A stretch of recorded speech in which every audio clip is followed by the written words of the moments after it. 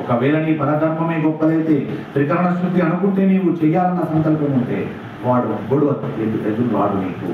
ఎందుకు? నీ సంకల్పం గొప్పది, నీ తేజస్సు గట్టిది.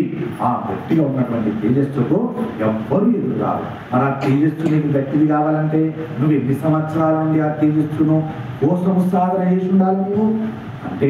నేను కొంతకాలం నుండి చేస్తున్నాను. ఏమిటది?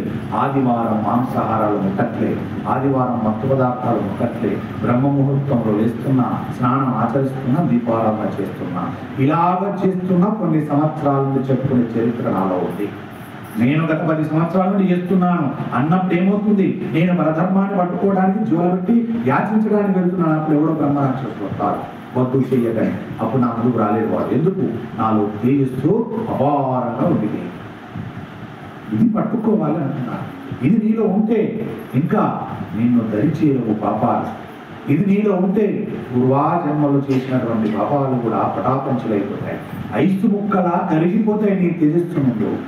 అగ్ని ఎక్కువగా ఉన్న చోట నేతికి సంబంధించిన కుండ పెడితే ఏమవుతుంది? ఎంత గడ్డతో ఉన్న కుండ కరిగిపోతుంది. అలాగా నీ పాపాలు నేతితో సంబంధమైనవే. దాన్ని కరిగించాలంటే ఏమి చేయాలి? నేతి గడ్డగా ఉన్నప్పుడు ఇష్టపడదు, దాన్ని పలచగా చేస్తే దీపం వెలిగేది. కాబట్టి పలచగా కావాలంటే ఏం చేయాలి? నీలో తేజస్సు ఉండాలి. తేజస్సు ఉండాలంటే ఏం చేయాలి? ఇందాక చెప్పినటువంటి కర్మను ఆచరించాలి. నేను యాచించను అంటావేమో, చూడగా చూడగా ఒకరోజు రాలిపోయే జీవితం ఇది, దేహం ఇది. ఈ రాలిపోయే దేహానికి ఇంత విలువిస్తున్నావే నా తండ్రి. పరబ్రహ్మస్వరూపం పరమేశ్వరుడే మనందరి కోసం జూలబెట్టి విచారణ చేస్తున్నాడు. ఆయన కంటే గొప్ప నానుడి బ్రతుకు. నా తండ్రి పరమేశ్వరుడే జూలబెట్టి యాచిస్తున్నాడు. పరబ్రహ్మస్వరూపం పరమేశ్వరుడు, ఆయన కంటే గొప్పదా నా జీవితం? మీరు మహాత్ములు, మీరు చేస్తారు. నీ గురించి మాట్లాడలే, నా బోటి వాడి గురించి మాట్లాడుకుంటున్నాను. నాకు నేను చెప్పుకుంటున్నాను, నీ జన్మ ఎంత అనుకుంటున్నాను నేను. పరమేశ్వరుడే యాచిస్తున్నాడు. నువ్వెంత? లోకాలను ఏం చేసుకునేటువంటి మహాత్ముడే. ఆ తండ్రి చేయగలిగింది నీకెక్కడ వచ్చిందిరా? నువ్వెందుకు చేయవురా అంటుంది. చేయవచ్చునా లేదా? శుభం భూయాత్. కాబట్టి మీరు ఆ రకంగా భయంకరమైనటువంటి మహాయుద్ధం సంభవిస్తుంది. ఆ యుద్ధంలో కొన్ని కోట్ల మంది చనిపోతారు. మీరు రాజస్వ యాగం జరిగితే అంత పెద్ద యుద్ధం జరుగుతుంది. ఈ విషయములను గుర్తు పెట్టుకొని నీవు యాగం చెయ్యి. ఎట్లా చెప్తున్నాడు చూడండి నారద మహర్షి. అసలు వాస్తవానికి ఎన్ని ధర్మ సూక్ష్మాలు ఉన్నాయో. అయినా మీరు రాజస్వ యాగం చేయాలనుకుంటున్నారు, కానీ పెద్ద పెద్ద బ్రహ్మరాక్షసులు వస్తారు, మిమ్మల్ని అడ్డుకుంటారు, మీరు చేయలేకపోతారు. అయినా మీ శౌర్యం గొప్పది, మీ ధర్మం గొప్పది. మీరు పట్టుకున్న ధర్మం ముందు ఈ రాక్షసులు నిలబడలేరు. వీరిని సంహరించండి, ఆ రాజస్వ యాగం చేయండి అంటే నిజంగా నేను తేజస్సును కొన్ని సంవత్సరాలు పెంపొందించుకున్న వాడినైతే పరధర్మాన్ని చేస్తున్న నాకు ఇలానే చెప్తాడు. ఒరే నీకు ఇబ్బంది లేదురా, నీలో తేజస్సుందిరా, ఏ దివ్యమానంగా చేస్తూ పోరా పరధర్మానికి, భిక్షాటన చెయ్యి అంటాడు. అలా పట్టుకోవాలంటున్నాడు. సాక్షాత్గా నారద మహర్షి చెప్తున్నాడు ధర్మరాజు గారికి అని చెప్పి, నారద మహర్షి అంటున్నాడు మీరు చేస్తారు తప్పకుండా, మీకు అవుతుంది, మీ ధర్మం అలాంటిది. కాబట్టి ఈ రకంగా ఈ విషయాలన్నీ గుర్తుపెట్టుకొని నీవు యాగం చెయ్యి, చేసి మీ నాన్నని ఉద్ధరించు. మీ నాన్నను యమసభలోంచి ఇంద్రసభలోకి తీసుకొచ్చుకో. కాబట్టి ఇన్ని విషయాలు చెప్పాను కదా ధర్మరాజా, ఇవన్నింటినీ ఆచరించు.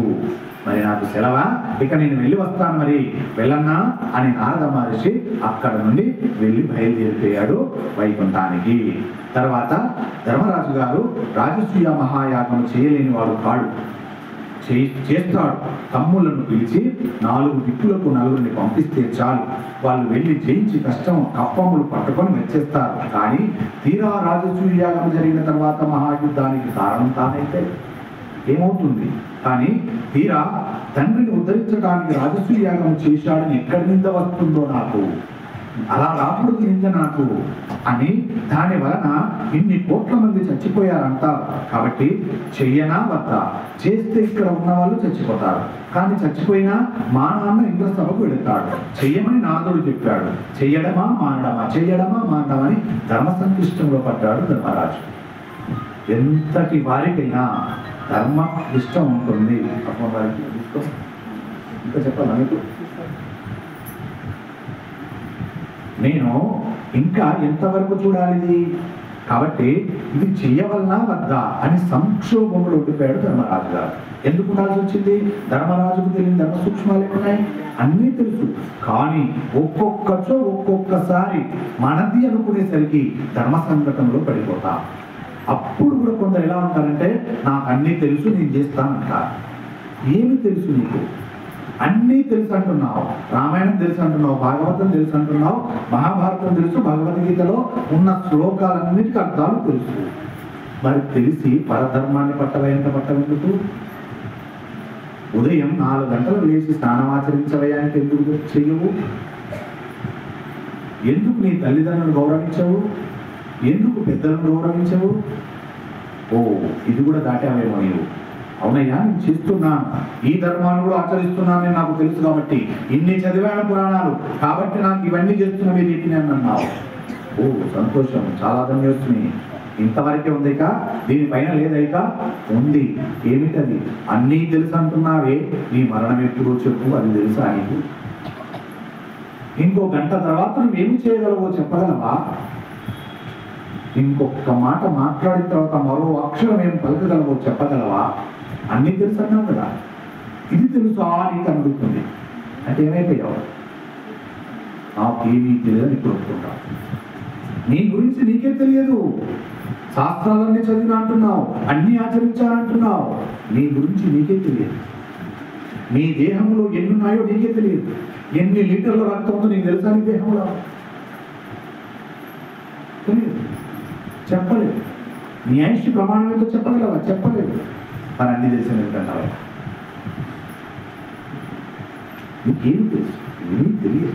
రా, కూర్చో, వినో, తెలిసి ఉన్న దాన్ని తెలియజెప్పు, తెలియని దాన్ని తెలుసుకో.